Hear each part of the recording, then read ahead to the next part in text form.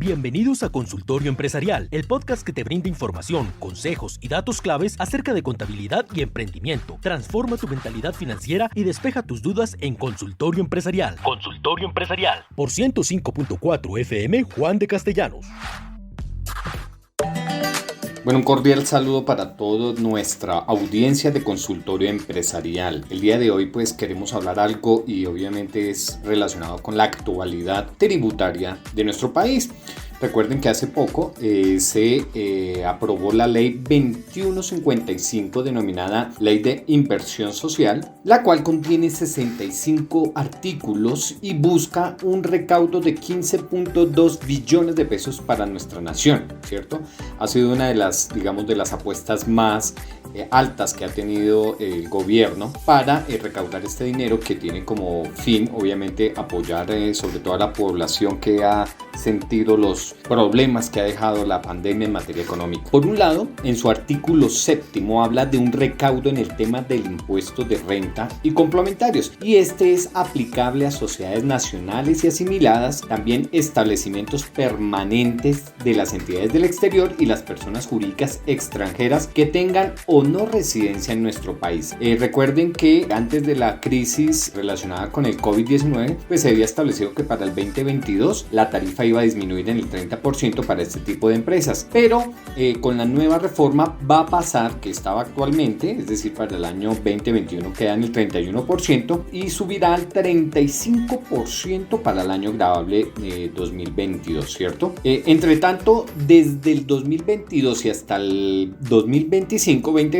las instituciones financieras que tengan una renta gravable superior a 120.000 VTs, estos son 4.356.960.000, se les aplicará una sobretasa del 3% sobre la tarifa general del impuesto de renta, que equivaldría entonces con el 35% que ya mencionamos, quedaría en un 38%. El descuento de ICA podrán descontar en sus declaraciones de renta en el 50% y ya no será del 100% como se tenía previsto, ¿cierto? Y asimismo también habla del tema de antievasión, que es obviamente uno de los flagelos que tiene nuestro sistema tributario, y obviamente es que es muy alta en nuestro país. Del artículo 2 al 6 se crea y se determina cómo será el impuesto complementario de normalización tributaria, es decir, a todos aquellos que tienen activos omitidos o pasivos inexistentes al 1 de enero del 2022 se podrán poner al día aplicando a este tema de normalización tributaria. Es decir, que los colombianos que omitieron activos en su declaración se les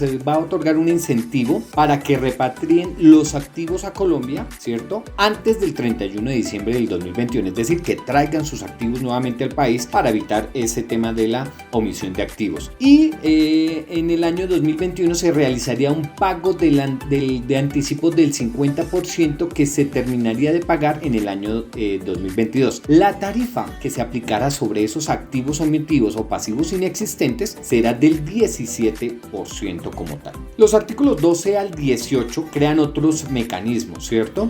Y dice que en adelante la inscripción en el registro único tributario, el RUT, deberá cumplirse en forma previa al inicio de una actividad económica ante las oficinas competentes de la DIAN o entidades que sean facultadas para el efecto. No olviden que nosotros, a través del Núcleo de Apoyo Contable y Fiscal, prestamos este servicio. Asimismo, también orientamos a todos los contribuyentes, también a través del Consultorio Empresarial. Se avanzará también el tema de la facturación electrónica como obviamente uno de los mecanismos más eficientes en lucha de la evasión, ¿cierto? Contra la evasión. Y esta modificación busca llegar progresivamente al escenario en el que en el país todos los movimientos realizados queden soportados bajo el tratamiento de la factura electrónica, es decir, desde un tiquete aéreo hasta el pago de un peaje, todo debe quedar como tal registrado. La factura de talonario o de papel solo tendrá validez en los casos en que el sujeto obligado a facturar presente inconvenientes con el tema tecnológico que no le permitan facturar electrónicamente, es decir, que tendrá que evidenciar eso, y solamente en este caso podrá hacerlo a través de talonario o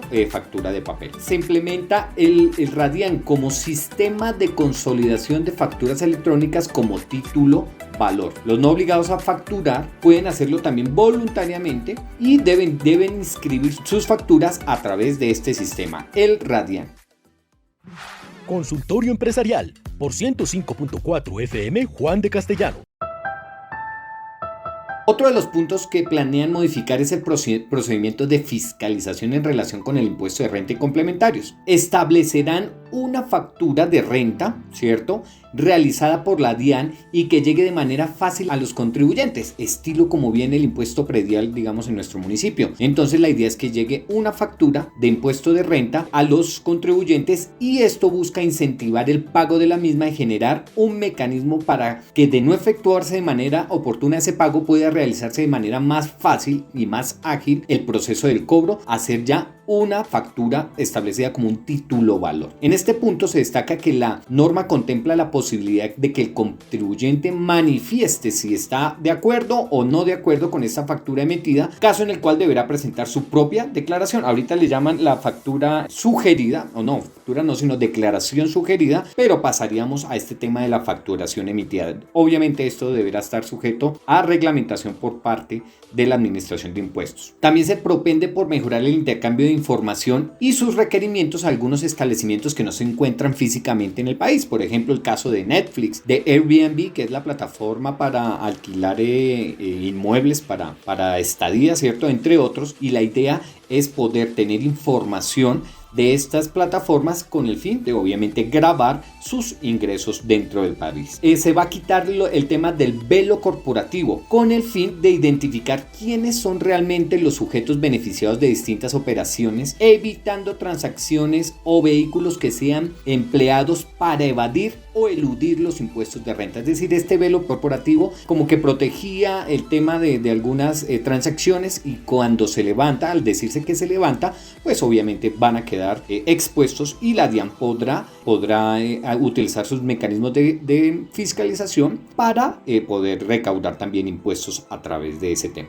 Uno de los puntos adicionales en el artículo 46, que en materia de acuerdos de pago establece a la DIAN que se le van a dar unas facultades a la DIAN para que pueda realizar conciliaciones contencioso-administrativas en procesos de materia tributaria, aduanera y cambiaria. Es decir, poder agilizar el tema de otorgar estos acuerdos de pagos que faciliten el recaudo de los impuestos. En el artículo 47 también se le faculta para terminar por mutuo acuerdo los procesos y para aplicar el principio de favorabilidad en la etapa del cobro. Finalmente, el artículo 51 establece un beneficio de auditoría para los años 2022 y 2023, aumentando el impuesto neto de renta en un 25%.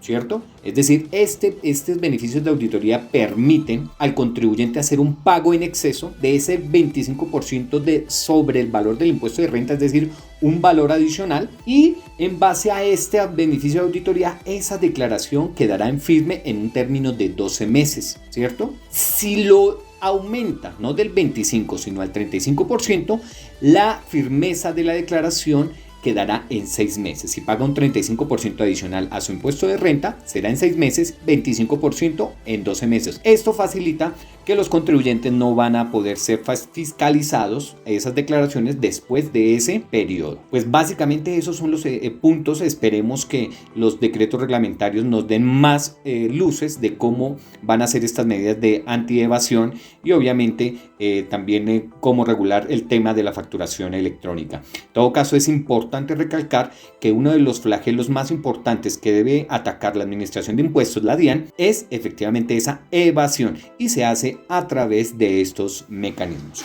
Bueno, muchas gracias por su atención. No olviden siempre sintonizar su consultorio empresarial. Les habla Carlos Iván Mesa. Muchas gracias. Consultorio Empresarial por 105.4 FM, la frecuencia universitaria de la familia de la Juan. Consultorio Empresarial.